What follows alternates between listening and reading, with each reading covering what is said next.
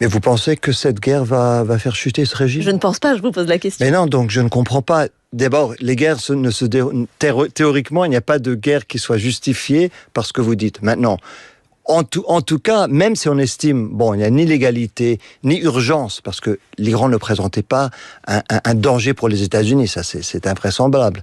Maintenant, même si on estime qu'il fallait faire chuter ce régime... Malgré les discours des dirigeants américains et israéliens. Mais ces discours disent quoi? Ils disent qu'il y a une bombe atomique. Ça fait 20 ans qu'on entend que la bombe atomique, on y est à une semaine près. Non, ça, c'est pas sérieux. C'est certainement pas le cas que cette guerre a été menée pour aider le peuple iranien.